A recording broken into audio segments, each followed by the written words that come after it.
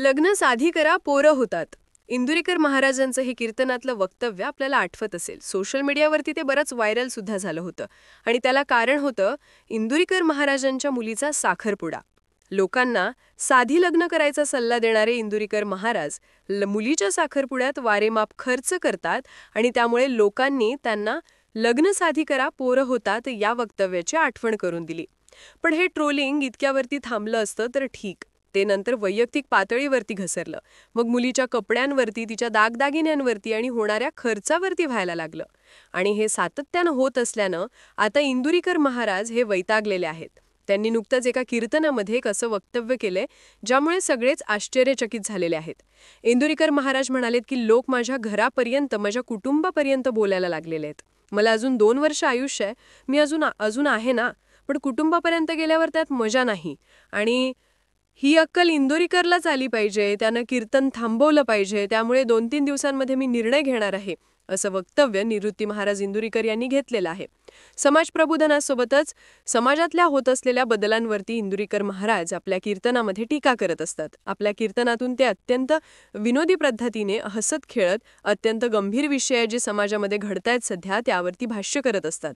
पण आता तेच इंदुरीकर महाराज कीर्तन सोडणार आहेत.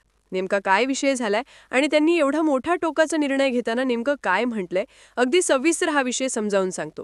व्हिडिओ शेवटपर्यंत बघा. नमस्कार, मी नेहा. आपण पाहत आहात सत्यदर्शन न्यूज. पोरांना बायका मिळाव्या, वराती बंद करा, डीजे बंद करा आणि ते पैसे देवाला दान करा. इंदुरीकर महाराजांचा हाच सल्ला आपण ऐकलेला आहेच. पुढे ते म्हणतात, लग्नात सत्कार बंद करा, लग्न साधी करा, पोरं होतात. हे वक्तव्य झोमणारं होतं. अर्थात ते इंदुरीकर महाराजांच्या स्टाईलमध्ये असलं तरी देखील लग्न साधी करा, पोरं होतात हे बोलणं अनेकांना आवडलं नव्हतं. आणि मग आला इंदुरीकर महाराजांच्या कन्या ज्ञानेश्वरीचा साखरपुड्याचा दिवस. साहिल चिला मुंबईमधील बांधकाम व्यावसायिक आहे.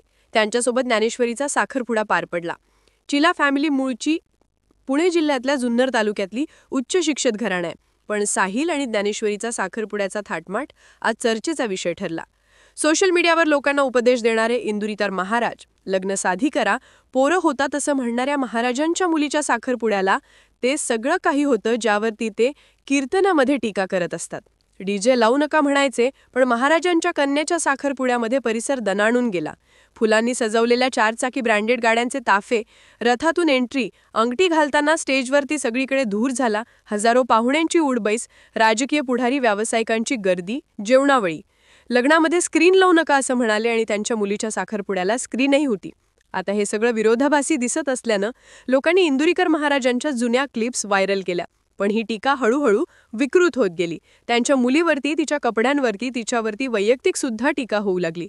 अर्थात कोणत्याही बापाला हे सहन होणार नाही. पण हेच इंदुरीकर महाराज गुड्डी अशी गुड्डी तशी असं म्हणत अनेक मुलींना बोलत होते, तेव्हा लोकांनाही असंच वाटलं असेल ना? याची जाणीव त्यांना कदाचित आता होत असेल. सततच्या ट्रोलिंगला कंटाळून आता इंदुरीकर महाराजांनी एक मोठा निर्णय घेतलाय.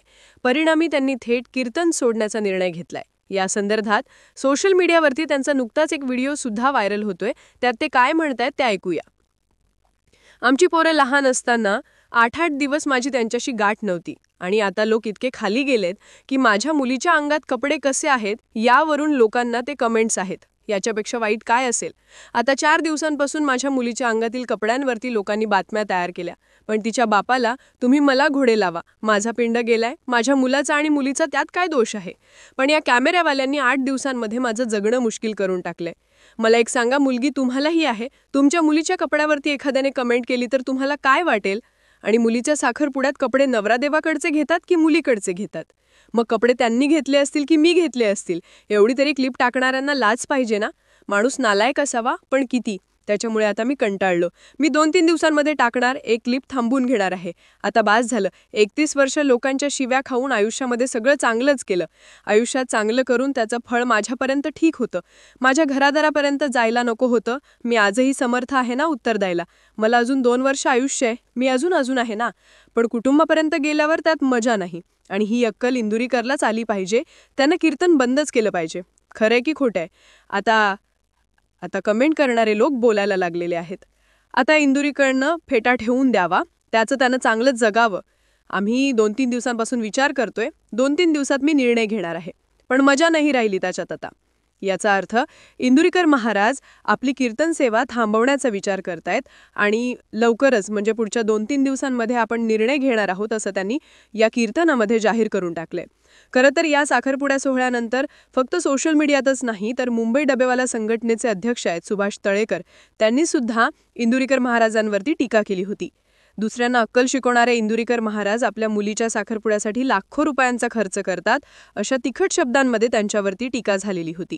आणि त्यावर देखील इंदुरीकर महाराज यांनी स्पष्टीकरण दिलेलं होतं. तेव्हा ते म्हणाले होते की 20 वर्ष लोकांनी नावं ठेवली, तेच मी सहन करत आलो, पण आता इथून पुढे विशिष्ट व्यक्तींचा सत्कार करायचा नाही, असा बदल करायचा मी ठरवलाय.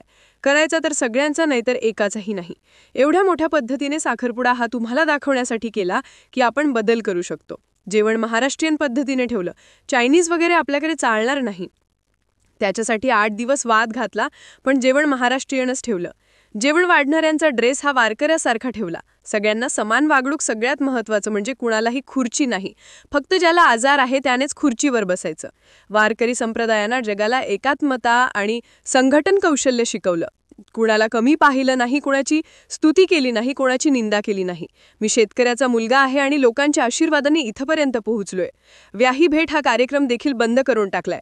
तुम्हाला नावं ठेवायचे तर ठेवा, पण आपल्या माणसांसाठी ही काळाची गरज आहे, असंही इंदुरीकर महाराज यांनी म्हटलेलं होतं.